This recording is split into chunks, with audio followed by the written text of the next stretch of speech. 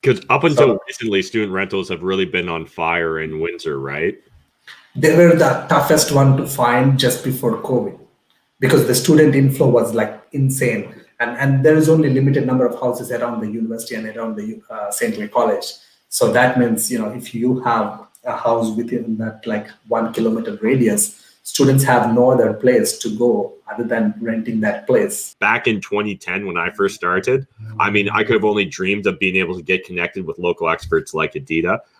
What is up, YouTube? Today we're going to be diving deep into all the statistics and data when it comes to the Windsor, Ontario real estate market, because we've got my local expert from the Wind City real estate team. That's Aditya, and he's going to be breaking down for us everything that's going on in the Windsor market so that you guys can really keep your fingers on the pulse.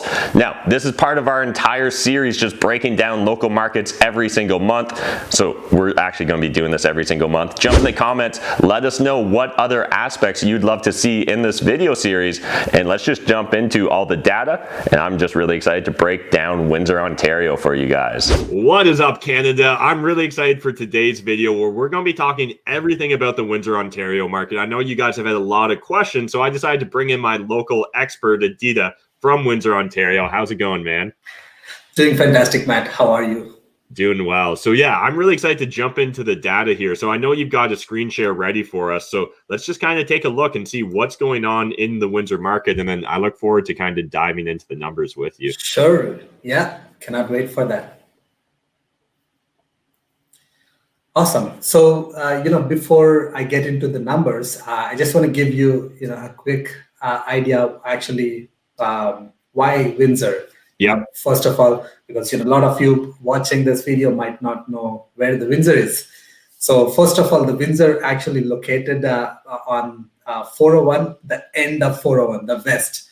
So the 401 ends in Windsor on the west side.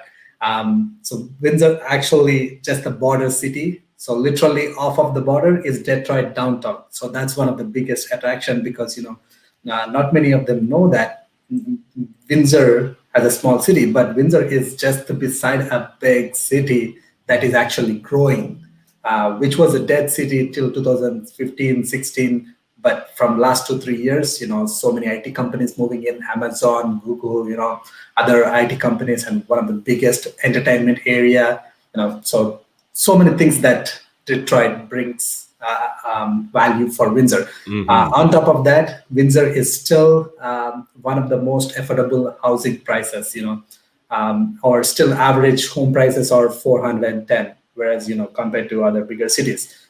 Why that, as an investor, you need to take that into account because that's the lower the price, the higher cash flow, higher money you put into your pocket.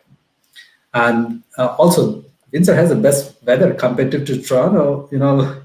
That's another thing. We still till the date, it's already we are in January, mid-January. We had only snow once, and that snow wiped up on the next day. So still we don't have snow. That's a good thing. Absolutely. And Windsor, in terms of the size of the city, you can literally drive from one end to another end in 15 minutes, which means you have. If you're working in the other end or you're working from home, if you want to drive from friends, family, anything, it's easy. So you're saving a lot of time. Just like, when you compare to bigger cities, you have to drive like for hours for work and all those things. Another biggest attraction for Windsor, University of Windsor and St. Clair College. Again, pandemic is kind of a unique situation where international students stopped coming for a temporary basis. But before pandemic, Windsor was attracting close to 15,000 a year together, St. Clair and University, which is like huge value adding for a Windsor economy. Because, the international people, they come with money, they pay for school fees, they pay for food, they work in, all this Walmart, other different stores, and they pay taxes. So it's a huge value for the city.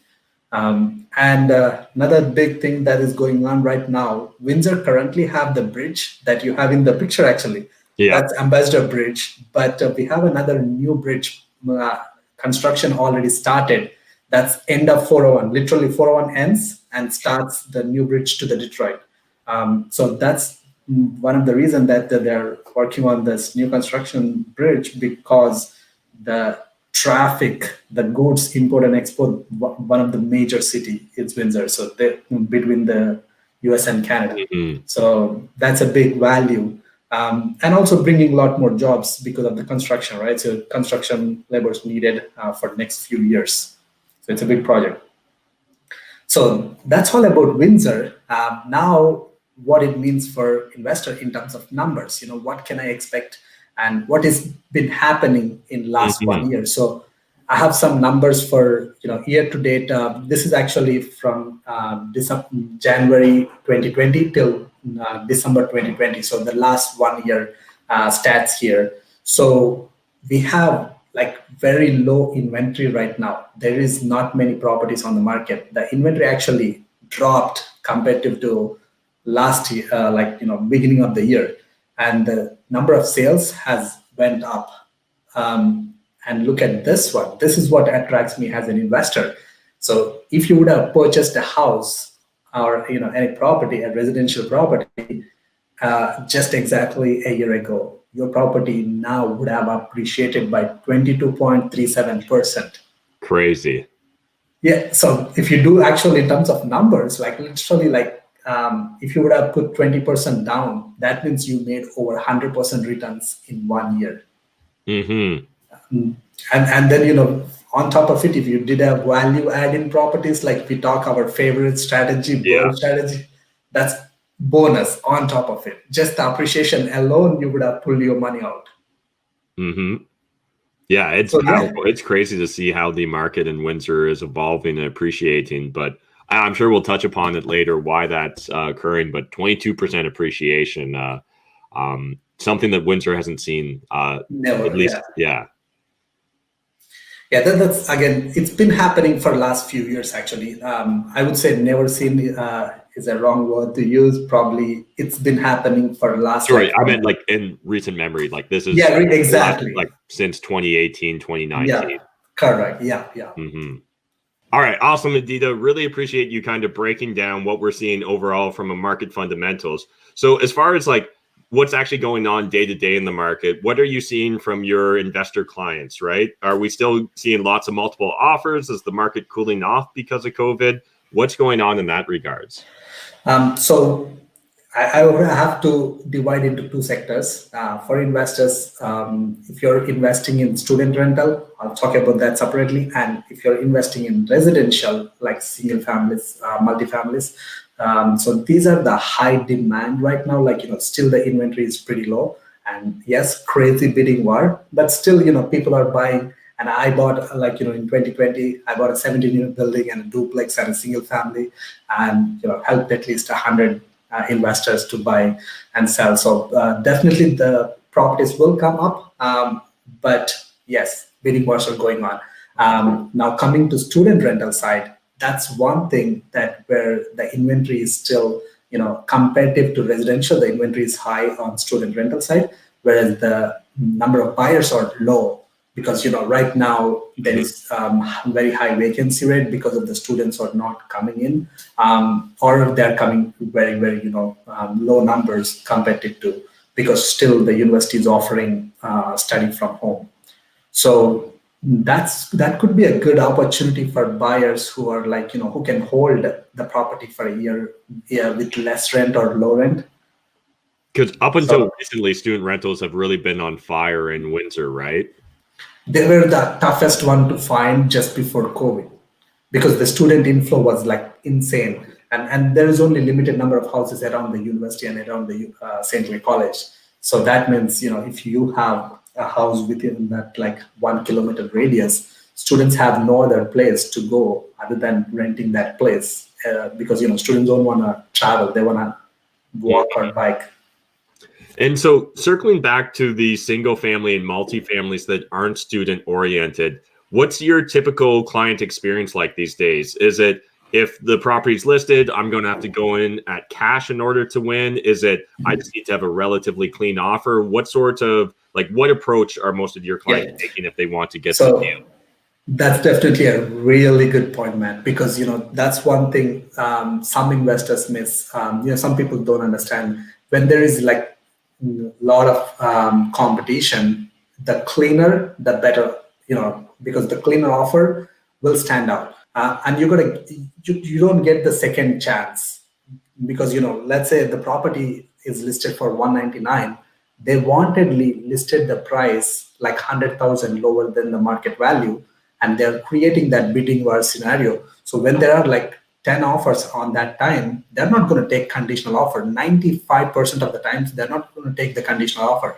So that means we got to do the due diligence. So generally what I do, me and my team, we actually always recommend our clients to get the pre-inspection done if they really like the property and talk to the mortgage person. Of course, the mortgage person cannot give you 100% answer, but they can give you what are the chances based on your profile. So be prepared and give the best and clean offer. So that is the only way. Like I mentioned earlier, I got the 17-unit building.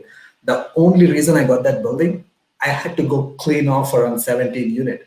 It was scary, but they listed for like, I got it for a very good price because I went clean offer. Mm-hmm.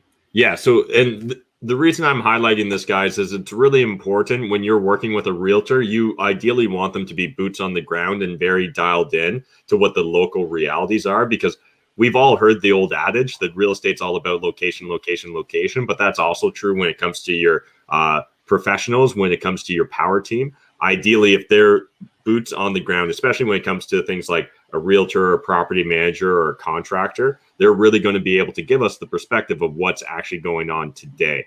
One other question I had about the Windsor market, I'm drawing a blank right now, but there was that kind of up and coming neighborhood that was a little trendy. What's going on there? And do you know which neighborhood I'm talking about? Walkerville? Yeah, Walkerville. So that's again, a pretty well-known neighborhood for investors. Honestly, it's a great neighborhood because a lot of millennials, young couples, young families would like to live because, it's kind of a hippie, a lot of restaurants, a lot of bars, nice happening location. Yes, I would look into Walkerville, but also when you're like an investor, you should look a little bit outside of the box, not just the location that everyone is looking at. Because right now, if you just search Windsor, you will find like more like Windsor Walkerville related talks. For some reason, because of people are interested to live there, it got so much popular.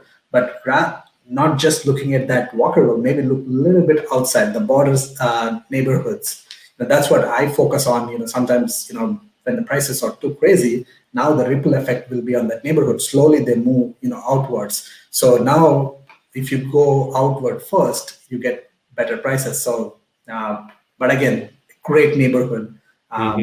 So many things, characteristic, some old architecture, close proximity to Riverside, close proximity to downtown and the bridge and the tunnel.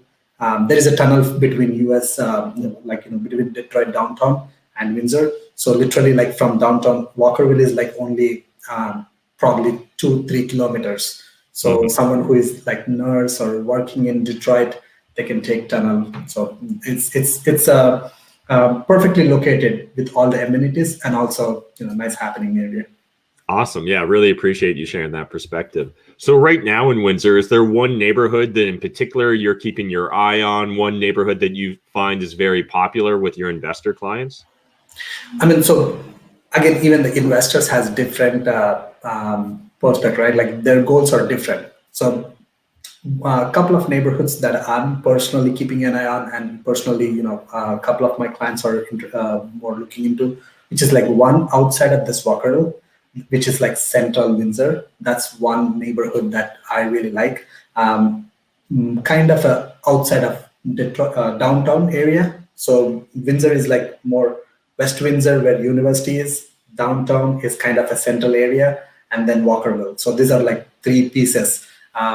So I'm looking between the university and between the Walkerville. So that neighborhood, that's where you can still make a good cash flow. You can still find good opportunities for burst strategies, and still the cost of entry is still low. Like in that neighborhood, you can still find a nice single family where you can do a burst strategy under 300,000. Gotcha. Appreciate you sharing that perspective. So let's talk about more just what's going on with the general like local economy. So with COVID-19, social distancing, a lot of people doing remote work, anecdotally or data oriented, like, is there a bunch of people from the GTA moving to Windsor? Like, we hear rumors or random stories about that. What's your perspective as boots on the ground? Honestly, the COVID has impacted positively on Windsor, at least in terms of real estate. Again, of course, in terms of COVID itself, I got COVID positive a month ago. That's bad, kills the time and, not good in terms of health, but it impacted positively. I say that because, now the bigger cities, people who are working in bigger cities like Toronto, Vancouver, who has jobs, making 100,000 or 80,000, whatever the income. Now that is not enough to live in that city. If they rent out just a single family house, literally the rent itself is like $1,500 or $2,000 in the core downtown areas. So those are the people. At least, like I would say, 5 to 10% of the people are looking for cities which has all the bigger city amenities, but also their cost of living is low, where they can save some money by living and also maybe they can buy a house just with that income. Whereas in the bigger cities, now you cannot afford a house. If you have to buy $1 million house, your income has to be really high. So forget about all the expenses. So you just need probably, if your wife and husband working with 100,000 salary, probably if you have a detached home in Toronto, not enough for just surviving. So whereas Windsor, for a average house price is like 410,000. So for 410,000, a detached home that you can pay your mortgage, you can pay your utilities with one person income, and you can still save other person income. So because of that, I think that is why still our inventory is really low and the number of buyers are high, because the work from home options are becoming real. A lot of companies announcing that to name few like big companies, they said like for next 2 years, next 3 years, they can work from home. So all of a sudden they got more options open. They have no reason to live in that bigger city. If they want entertainment, they can go once in a month, once in 2 months for entertainment purpose. But for living purpose, honestly, I feel cities like Windsor, small cities where you can have your own home, have your own backyard. And that's another thing, right? Like people need space now because working from home, kids need a bedroom. They have a school from home. If you're working from home, you need your own office because you don't want a disturbance when you're working. So you can focus. So you need your own bedroom. So that means every family nowadays need at least 3 bedrooms. So I think that's one of the biggest reason why still Windsor have a potential to grow even further. Yeah, and one thing I wanted to pick your brain on, so something that's really interesting to me, just anecdotally speaking, I've overheard a lot more people that live in the GTA talking to me and asking me about Lasalle. So is that a popular place for people that are maybe downsizing from expensive markets to come into Windsor? And why is Lasalle such a draw? So one of the, I think 2 reasons. 3 reasons probably. One is it's a beautiful place, really beautiful. 2 is that it has one of the best schools because a lot of families, they want schools. And 3, actually, Lasalle got a name saying safest city in Canada, one of the safest city. So the municipality is like, pretty, really good in terms of maintaining the law to keep the people feel safe. They can have their kids playing around outside the house, those kind of things. Those 3 reasons I feel why Lasalle has a really good reputation. Now, Lasalle is, skyrocketing in terms of prices. Yeah, and just based upon the anecdotal stories I hear, I suspect there's going to be a lot more demand in markets like Lasalle. And so for people that are maybe a little bit unfamiliar, it's essentially part of Windsor, but it feels like you're outside of Windsor, right? Because the cities are growing and expanding where essentially they're going to just like be one, but you get the sense of being in a small town, but you've still got all the amenities that Windsor brings along, right? So you've got an actual international border, you've got universities, you've got hospitals, you've got everything that you'd really want.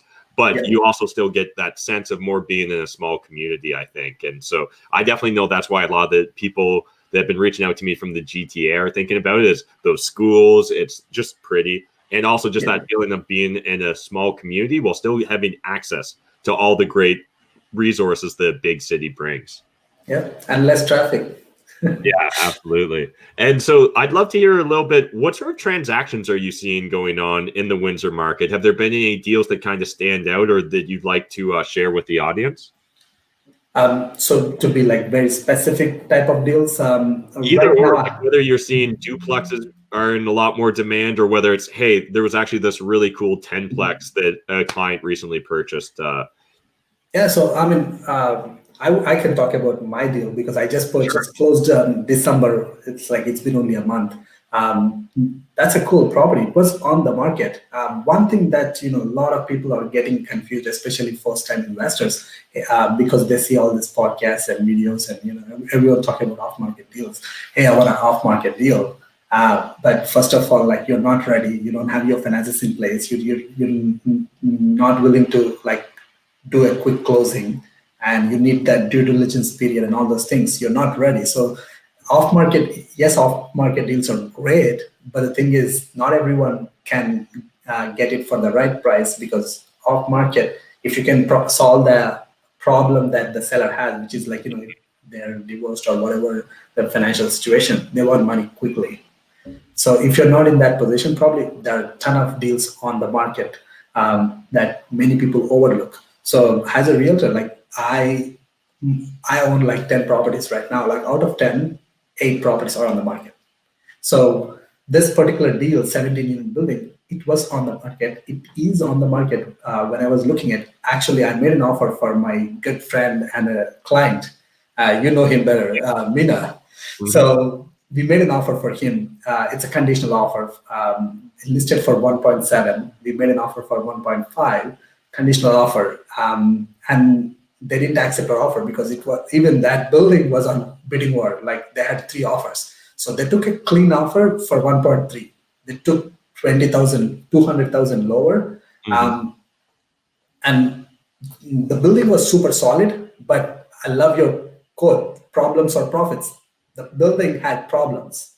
The couple of big problems: baseboard heating, and 5 units are vacant. No separate meters, all 1 meter. So that means right now the property is bleeding close to $2,000 with a good mortgage. If you don't have so I got a mortgage for 2.45, so which is really good for a commercial. But if your interest is higher, now you're bleeding more. So right now with this situation, because my baseboard heating costing me $2,500 a month, and the rents are really low. 12 units are currently rented. The rents are literally 600, 700, less than 650, all the units. Whereas nothing out there available for less than $1,000, a clean 600, 700 square feet unit. Mm-hmm. So the problems are there. Now, me as an investor, I was looking at, okay, is there a solution for my problem? So when I was looking at this building for my client, I spoke to a couple of the electricians, showed them the details, said, hey, is it possible to split the meters? And is there any other solution to add for lowering my bills on the heating? And good thing is I'm getting 5 units vacant, and so I can go fix them all and rent them for the market rents. So now I will stop bleeding money. Probably I'll make that $1,000 or something cash flow. So I was looking for those solutions. Is there a solution for these problems? And everything was all set, but because initially we couldn't get the deal, and someone else went through it, someone else got it, formed deal, and after a month or so, where the buyer failed to close the deal. So probably they would not have done proper due diligence, or maybe they couldn't get the financing. I don't know what's the reason. And I would care less. because I want to make sure the building is good. I want to make sure I can get the financing and all those things. So I went back to my client. Hey, Mina, would you like to buy this property? And he at that time he already bought another building, so he was not in a position to buy this one. So then I started thinking, oh my God, the numbers really makes a lot of sense. And I said, you know what? I'll give that clean offer, 1.3. Boom. So that's awesome. With this whole story, one thing I really learned solidly, I would suggest any investor is just do your due diligence. If there is a problem, make sure, see if there is a solution for the problem. When you fix the solution, now that's where you have money. That's where the profits. So yeah, that's what I look for always. Yeah, absolutely. Really appreciate you sharing an example deal. And that definitely is a great deal, being able to get 17 units, you said? Yeah.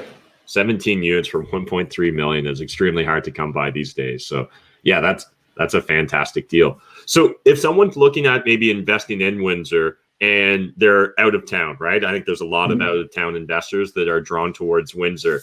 If they're looking to work with you, do you have a complement of a team? If they need a contractor and inspector and stuff like that, you're used to working with out of town investors?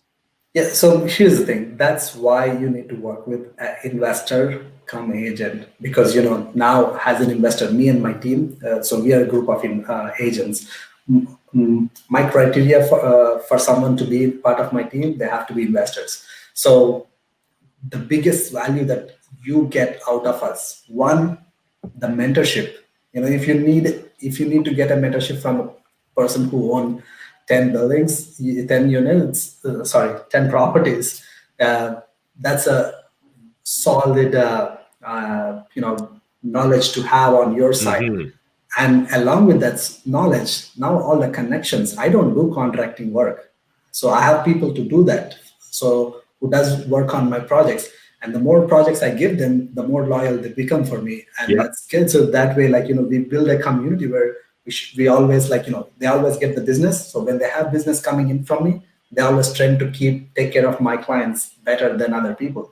So same thing with the property managers, with the contractors, handyman, or any resources that you need. Because I'm an investor, I need all those resources to manage my properties.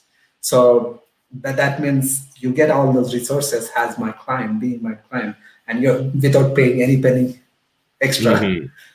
Yeah, and again, I just want to highlight that really is a big value add when we're looking at dealing with local experts like Aditya, is the fact that they'll often open up their Rolodex for us, because it can honestly take a lifetime to build up all those connections and relationships and really just find the right person. And it's often finding the right who that's really going to allow you to succeed as an investor, particularly if we want to either be hands-off or scale, or ideally do both. So I know, Aditya, you're going to share with us a link where people can actually book a call if they're interested in investing in Windsor. So we're going to throw a link in the video description down below. Really want to encourage everyone that's interested in chatting more with Aditya about investing in Windsor to reach out. Otherwise, if you just want to learn more about Windsor, Aditya actually has his own YouTube channel. He's been doing it for a couple of years now, right? Yeah, it's been almost 2 years now. 3? 2.5 years, I guess. Okay, yeah, 2.5. That's crazy. Time flies. But again, we're going to throw a link in the video description down below. Really encourage you guys to go over, jump, give them a sub. But also, there is a ton of information on Windsor, Ontario specifically, and some of his Windsor, Ontario projects, some clients as well. So really want to encourage you guys. There's a lot of information that you can get from Aditya's channel. And again, just a reminder, this is actually going to become a monthly reoccurring video. So every month, we're going to be dropping new facts, new information, and new perspective from a local expert, Aditya, from Windsor, Ontario. So make sure, if you guys aren't subscribed to my channel, hit the subscribe button. And just really excited to be able to bring this very specific Canadian content to Canadian investors, because I know back in 2010, when I first started, I could have only dreamed of being able to get connected with local experts like Aditya. So again, want to encourage you guys to take advantage. Link in the video description down below. And just really appreciate you sharing all your experiences and even breaking down a deal you've done yourself in the last year. Yeah, no, actually, I want to shout out for you, Matt. Actually, the YouTube channel I started just because of you. The day we met, I don't know if you remember, in a restaurant, the first time we met, you showed me. I was asking, very curious, how do you do all these videos? You literally pull your phone out, you just do like this. So that opened my eyes. Thank you for that. And like, that's very solid, good point. Like being in a community, that helps with the mindset, that helps with the problems that you face along the way, so many things. So thank you so much for being that support along the way for the last few years. Awesome. I appreciate that. Yeah. And that reminds me, guys, actually, if you want to see the very first time I ever met Aditya, that'll be on my YouTube channel. So I think if you go back, it'll be like January, February of 2018 was the very first time we met. Yeah. Also, Cassie was there as well. So yeah, just hilarious. And yeah, I remember I literally was just like, oh, you just go live, and like went live. And I can remember there was like maybe a dozen people joined, and yeah, it's so important just to commit to producing content. But again, I love the fact that you're distinguishing yourself as the local Windsor expert. So again, link in the video description down below, and we'll see you next month. Thanks, Aditya. Yeah, thank you, man. See you. Thanks again to the entire Wind City real estate team, and really appreciate Aditya. Remember originally meeting him way back, I think that was in like 2018, the very first time I decided to host a pop-up event in Windsor, and there was literally only 3 people showed up, so it really meant a lot that I wasn't completely by myself. So much fun getting to see him evolve. I remember when he originally had, I think, only 1 or 2 properties. Now he's built up a massive real estate portfolio. And just a reminder, if you guys want to reach out to him or anyone on the Wind City real estate team, we're going to have a link to all their information in the video description down below. When it comes to Windsor, Ontario, they're one of the local experts I immediately think of. So if you guys want a referral, that's who I'm referring.